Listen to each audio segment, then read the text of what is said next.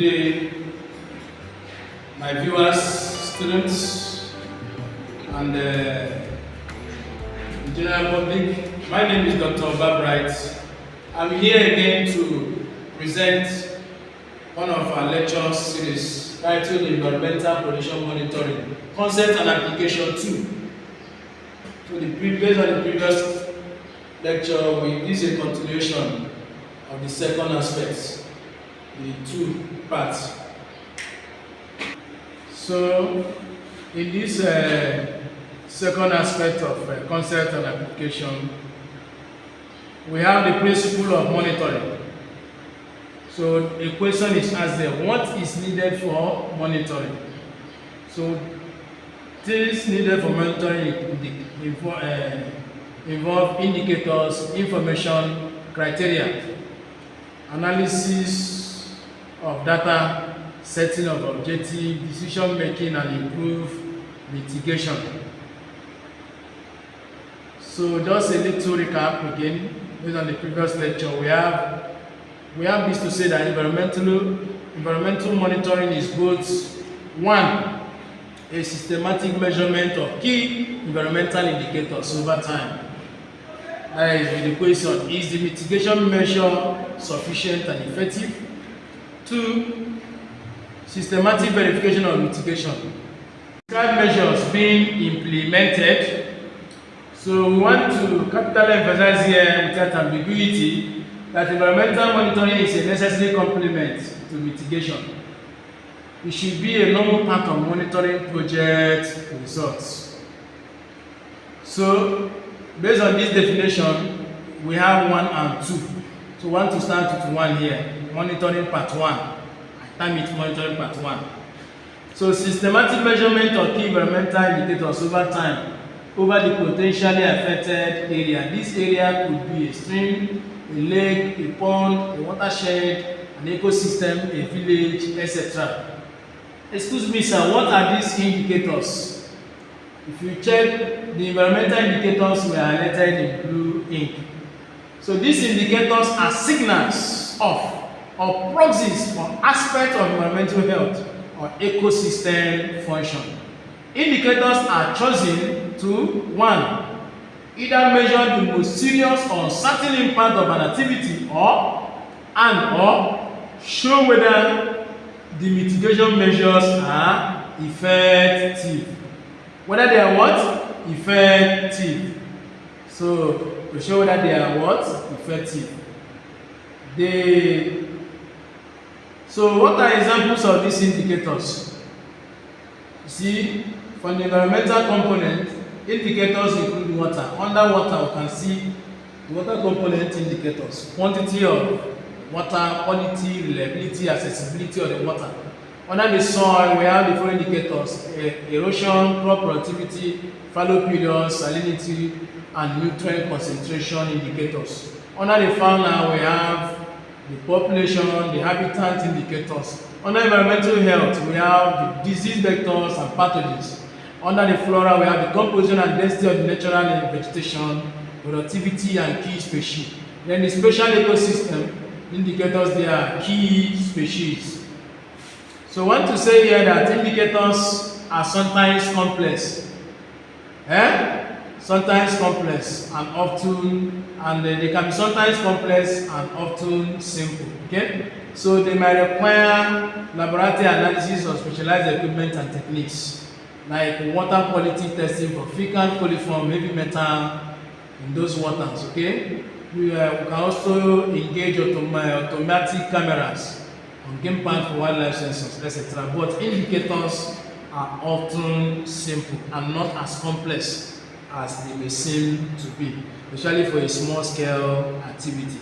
So simple indicators can be more useful and appropriate than more complicated ones.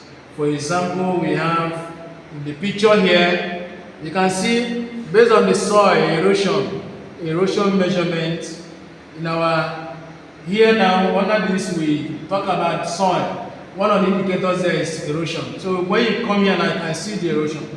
Can you see the topsoil loss from the slope upstream in the watershed is assessed with a visual turbidity monitor can see it at the bottom there.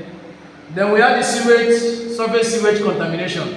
The visual inspection behind the latrine on top reveal a leaking septic tank. So you can see the septic tank at the bottom. So there is a leakage at the septic tank. So question there is, what are the limitations of these indicators? So I want to say that these signs, these proxies, these signals, help us to know whether there is pollution or not. You can see another one again, the soil depletion under the soil components. The visual inspection of showing soil fertility gradient within terrace. Darker green indicates healthy soil, but yellow cover indicates depletion. So you can see the one on top has is richly green, while the one below is becoming yellowish gradually. So we have the groundwater levels, which are measured at shallow wells using rope and bucket. So you can see the pictures here. So we want to say that it's important you choose the simplest indicator that meets your need.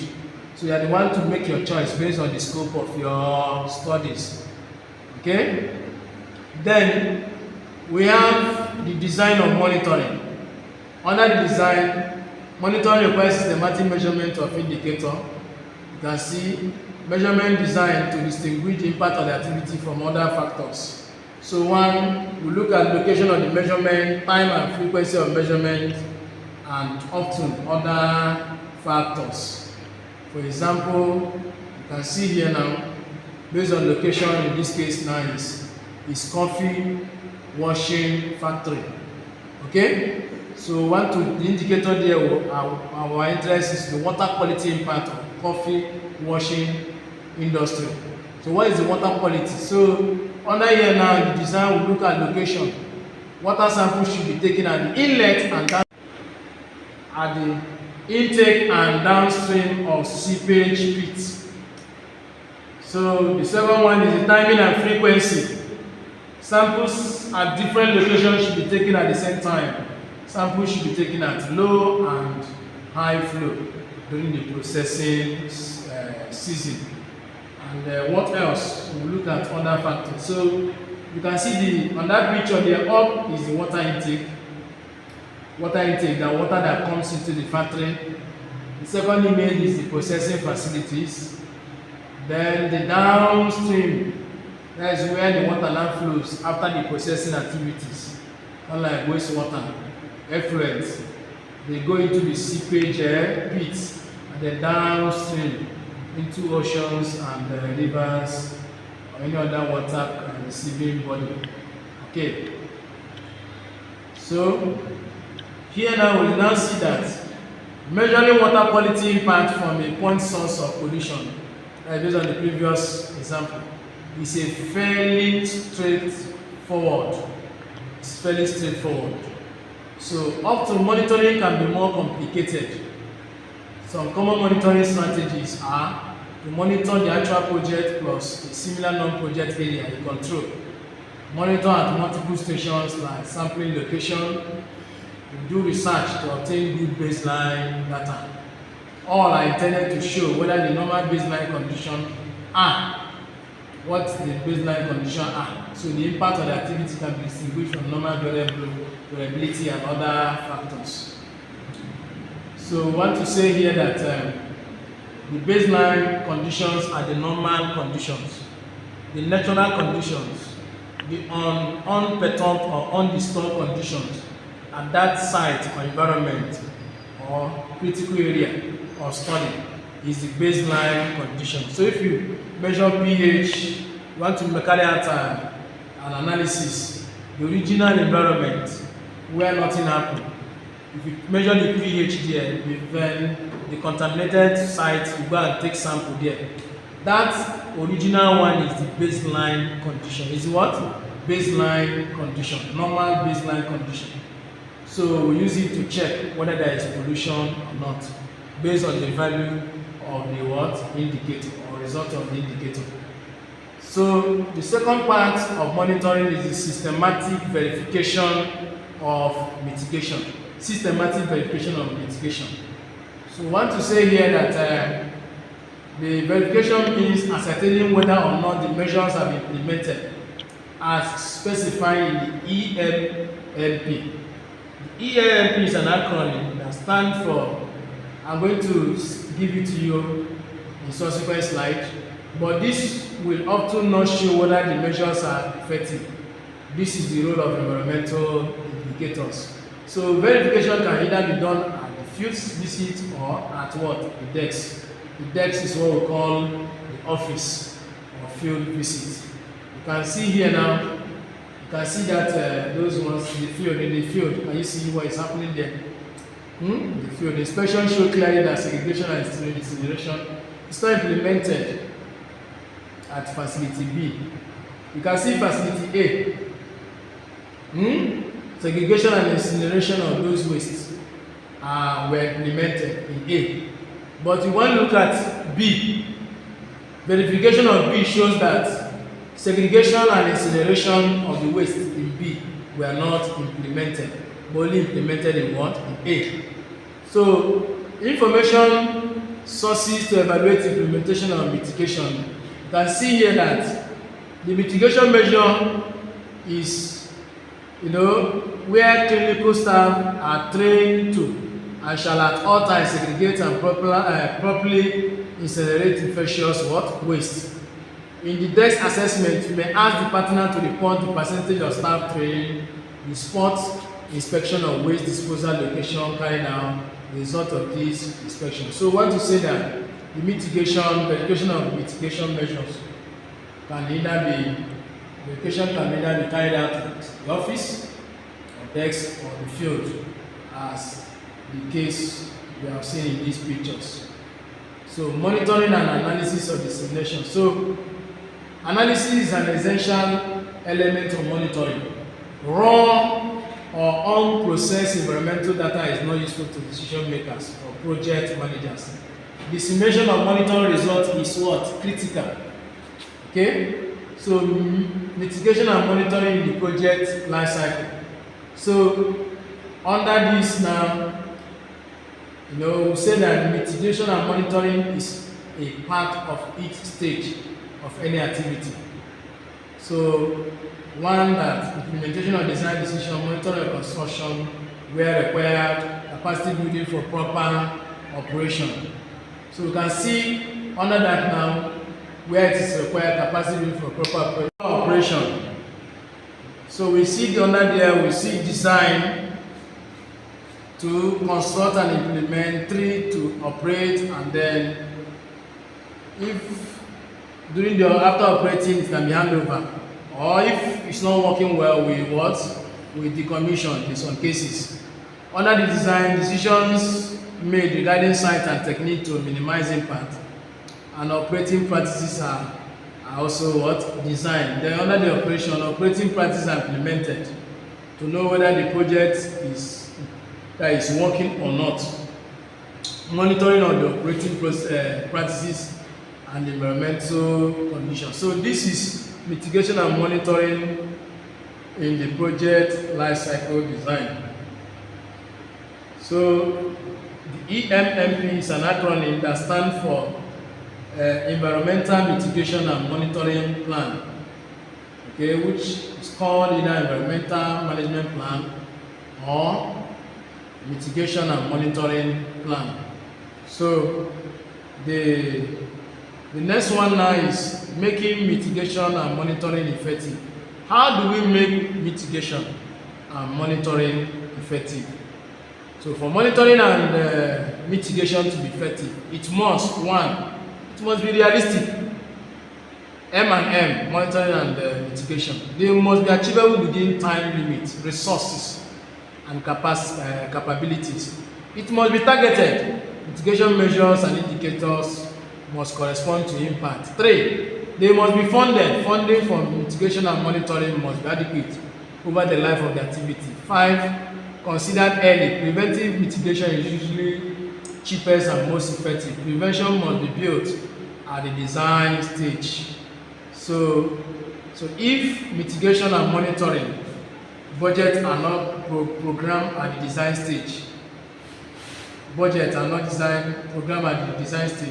they are almost always inadequate. So these are the 4 major factors to consider in order to make mitigation and monitoring effective. They are being realistic, targeted, funded, and considered early.